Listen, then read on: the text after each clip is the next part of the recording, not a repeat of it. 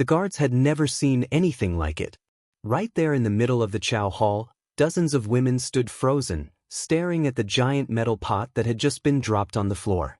What spilled out didn't even look like food. It was a strange gray mix, thick like wet clay, steaming and smelling like something no human should ever have to eat. And yet, prisoners were already scooping it with their bare hands because they were that hungry. In that moment, the whole room felt colder. Something wasn't right. Something had changed. But the real shock wasn't the food itself. It was what the kitchen worker, an inmate named Danielle Brooks, whispered under her breath as she stared at the mess spreading across the tiles. "They're trying something new, and it's not meant for us." Before anyone could ask her what she meant, the guards blew their whistles and ordered everyone back. But it was too late. The rumor had already started. The fear had already begun. And within just a few hours, that strange gray meal would push the women of Hallow Creek Correctional Facility into one of the most desperate fights for survival this prison had ever seen. Now let's go back to how it all began. Before that day, prison meals at Hallow Creek were already a joke. Not dangerous, just sad. Cold oatmeal that tasted like cardboard. Mystery meat patties that bounced when you dropped them. Rubber hot dogs. Stale bread that looked older than the inmates eating it. Most days, the women didn't complain because complaining did nothing. But Danielle, who worked kitchen duty, knew the truth. None of this food was made with care. It was made with cost cuts. Still, it hadn't been this bad. When she first arrived in Hallow Creek, she learned quickly how meals worked. Breakfast was rushed, lunch was loud, and dinner was the only time people slowed down because it wasn't just about eating, it was about trading. Bread for soap. Juice for stamps. Peanut butter for a favor. Food was currency in there. But things had been changing for weeks. Little signs at first. The milk became watered down. The vegetables got swapped for canned ones that tasted metallic. And the portions became so small some women walked out still starving. Then strange things started happening in the kitchen. One morning, Danielle saw boxes stacked behind the freezer labeled, "Test Supply, Do Not Distribute." She brushed it off at first, but more boxes came every day. Big ones. Heavy ones. None of the kitchen staff were allowed to open them. Soon after, more inmates began complaining of stomach aches. Nothing extreme, but enough to worry them. And every time they told a guard, the guard would shrug and say, "It's prison food, what do you expect?" Still, something didn't feel right. One night, while cleaning the counters, Danielle overheard two officers talking near the back door. One said, "They want us to introduce it slowly." The other replied, "If the women react badly, that's on them." Introduce what? React how? By the time she finished her shift that night, Danielle couldn't shake the feeling that something was being hidden from the inmates. A few days later, it finally happened. During lunch, the women sat waiting at the tables like usual. The noise in the chow hall echoed off the concrete walls. Chatter, clanging trays, guards pacing back and forth. Everyone paused when the kitchen doors opened, and two workers rolled out a pot so big it took both of them to move it. At first, nobody paid attention. Then one of the wheels hit a crack in the floor. The pot tipped. It fell. And the lid flew off with a loud metallic bang. What spilled out made the whole room fall silent. It wasn't oatmeal. It wasn't soup. It wasn't anything anyone recognized. Women started whispering. "What is that? Is this even safe? We're supposed to eat that?" And then Danielle stepped forward, staring down at the mess like she had seen a ghost. She didn't touch it. She didn't get close. She just looked at the guards, then whispered something that sent a chill through everyone nearby. "This isn't food. This is one of the test batches." That sentence hit harder than the pot hitting the floor. Before she could explain what she meant, the guards shouted for everyone to move back, saying there had been a kitchen mistake. But the women knew better. They had seen too many mistakes lately. Danielle tried to leave the chow hall, but a guard blocked her path and said quietly, "You didn't see anything." His voice wasn't angry. It was warning her. She backed away slowly. And that's when things shifted from strange to frightening. As the guards scrambled to clean the spill, one inmate, Maya Lopez, grabbed a handful before they could stop her. She sniffed it, then tasted a little, just enough to see what it was. Within seconds, she dropped to her knees.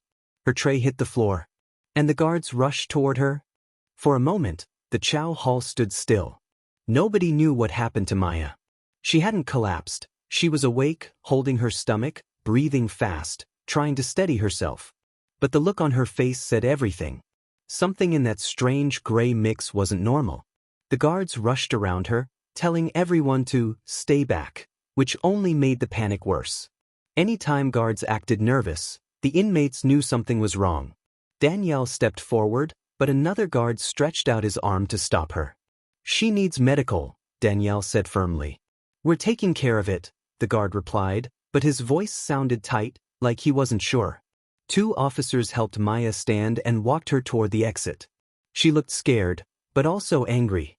Before she left the room, she turned her head toward Danielle and whispered loud enough for people nearby to hear. "They're feeding us something they're not telling us." The guards pulled her out before she could say more. Whispers spread across the chow hall like a wave. What did she mean? What's in the food? What are they hiding? And that was exactly the moment things inside Hallow Creek began to unravel. Later that afternoon, Danielle returned to the kitchen to finish her shift. Usually the place was busy, hot, and noisy. But that day, the kitchen was strangely quiet. Only the hum of the refrigerators filled the room. She walked toward the back counter and noticed the large boxes again, the ones labeled test supply, do not distribute, still stacked and untouched. Something inside her told her to look closer. She leaned toward one of the boxes, reading every sticker carefully. Most of them were normal, shipping labels, inventory numbers, nothing surprising. But then she spotted a small tag she hadn't noticed before. Nutritional Sample Program. For institutional trials only. She froze. Why would a prison, already underfunded, be part of a trial? And why hadn't anyone told the inmates? Food trials were supposed to be tested carefully, not quietly. Before she could think more, the kitchen door swung open and Officer Franklin walked inside. He wasn't normally assigned to the kitchen. He never came back there unless something was wrong. "Brooks," he said, "you're done early today. Clock out." Danielle blinked.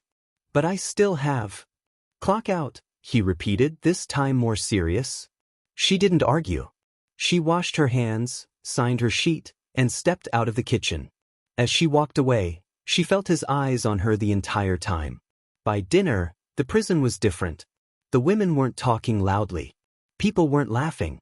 Everyone was watching the food line like it was a trap. Instead of the gray mix, the kitchen served a basic meal: rice, steamed vegetables, a small piece of chicken. Nothing strange. Nothing new.